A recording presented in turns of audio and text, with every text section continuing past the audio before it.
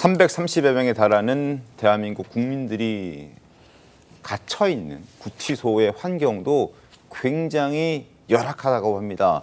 곰팡이 천지에 벌레가 들끓고 또 감옥보다 더 열악한 환경이라고 합니다.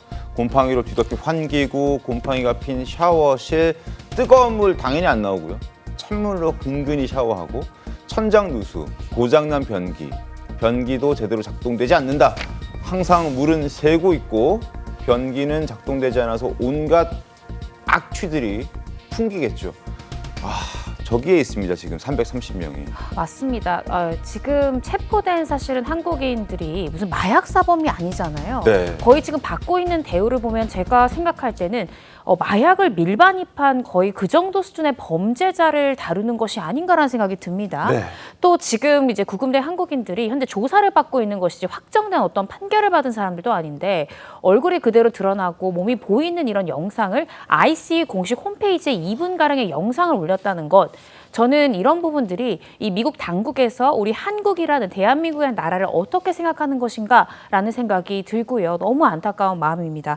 말씀 주신 대로 지금 조지아주에 위치한 이 구금시설이요. 원래 최대 1,100명 정도를 수용할 수 있는 공간인데 네. 이조차도 굉장히 과밀하다는 거죠. 현재 조지아주의 온도가 이 30도를 육박하는 정도의 굉장히 무더운 날씨인데 네. 에어컨도 제대로 가동되지 않고요. 네. 말씀 주신 대로 화장실조차 제대로 작동되지 않는다고 하니 기본적인 생활 자체가 되지 않는다라고 생각하시면 될 것 같고 시설이 매우 노후화되어 있고 매트리스가 찢어져 있고 이런 상황이기 때문에 실질적으로 밤에 제대로 숙면은 취할 수 있는 환경인지라는 생각이 듭니다. 정신적으로 굉장히 힘들겠지만 네. 그 안에 구금시설에 단 며칠 버티는 것조차 굉장히 어려운 상황일 것이다라고 우리가 추측해 볼 수 있는 그런 대목입니다. 구자명 변호사님, 이들에게 면회나 뭐 식사라든지 기본적인 인권을 좀 지켜주고 있습니까? 제대로 안 되고 있기 때문에 문제가 많고 그게 예전부터도 수차례 지적이 되었던 곳입니다. 이게 민간 수용소인데 네. 이 민간 수용소는 경제 논리로 가동을 하거든요. 그래서 네. 최대한 수익을 얻기 위해서 수용 인원보다 한 2배 이상을 지금 하려고 했기 때문에 거기 미국 내에서도 논란이 많았습니다. 그래서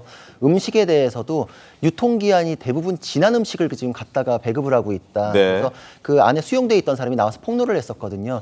대부분 유통기한 지났고 식용 금지라고 돼 있는 것까지도 지금 나눠주고 있다. 이래서 작년에는 심지어 다른 나라의 국민이지만 네. 제때 조치를 받지 못해가지고 가슴 통증에도 불구하고 의료 조치를 받지 못해서 사망하는 사고까지 있었거든요. 이런 곳에 지금 우리 국민들이 체포가 된 것인데 네. 정말 전쟁이나 테러 상황에서도 본 적이 없는 상황을 지금 우리가 겪고 있는 겁니다. 네. 근본적으로 얼마 전에 협상에서 성공적이었다라고 얘기하는 게 근본적으로 놓친 게 무엇이 있지 않은가에 대해서 생각을 해봐야 될 것 같아요. 왜냐하면 지금 법적으로는 관광비자로 일하는 거는 안 되긴 하거든요. 네. 근데 그 법적인 것을 다 충돌되는 지점을 한꺼번에 해결하는 게 정치의 영역인데 그 협상이 정치의 영역으로서 이런 거에 대해서 대비가 돼 있고 의제로 올려서 해결이 됐는가? 안 됐으니까 이런 일이 벌어진 건데 이미 삼성 같은 경우에는 6월부터 이스타 비자를 가지고서 가서 문제가 생길 수 있으니 2주 이내로 그 방문 기간을 줄여라 이런 식으로 기업 내부에서는 이런 거를 눈치채고서 조치를 취하고 있었는데 정부는 몰랐던 게 되는 거거든요. 네. 거기에서 놓친 부분이 무엇인지에 대해서는 반드시 짚어야 될 것으로 생각됩니다. 그러니까요. 뭐 면회를 했던 사람들의 전언에 따르면 지금 식사가 빵 한 쪼가리, 계란 삶은 계란 2개, 그리고 칩, 감자, 과자 정도 나온다고 합니다. 뭐 거의 밥이라고 볼 수 없겠죠. 그리고 또 하나, 지금 트럼프 대통령이 또 입장을 낸 게 있는데요. 현대 사건, 지금 이제 현대자동차와 LG엔솔 관련된 그 사건 이후에 대미 투자 외국 기업들에게 선전포고 비슷한 걸 했습니다.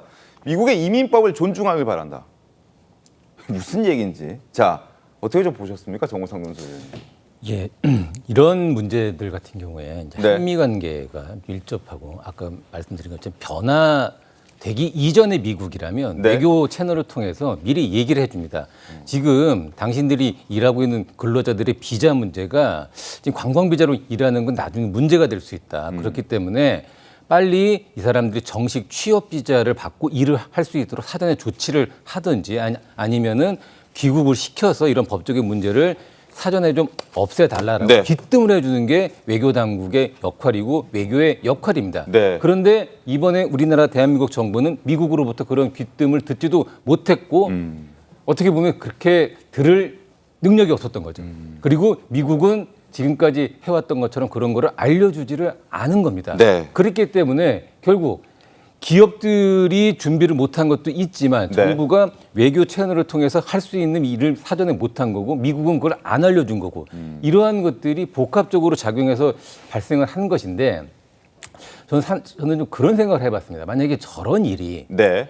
미국이 아니라 중국에서 저런 일이 벌어졌다. 어.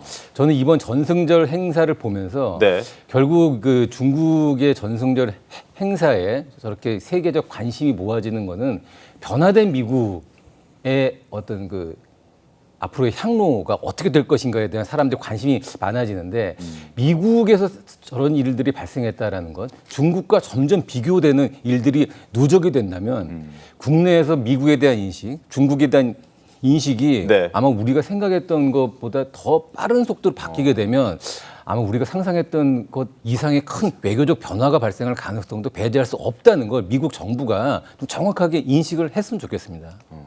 알겠습니다. 자, 한국인 300여 명이 수용된 악명이 높은 구금시설 공식 명칭도 굉장히 충격적입니다. 처리센터라고 합니다. 처리센터. 사람들이 머물고 있는 공간의 이름이 공식 명칭이 처리센터입니다. 처리센터. 자, 취재진도 구금될 수 있다고 엄포를 놓기도 했습니다. 취재진들이 그곳에 있는 우리 국민들을 취재하기 위해서 갔었는데 거기에 대해서 당신들도 무리하면 우리가 체포하겠다라는 얘기를 하는 겁니다. 직접 들어보시죠. I cannot let you have that information. You have to get with the public relations. No. You cannot take any shots out here. You have to get with the public relations department.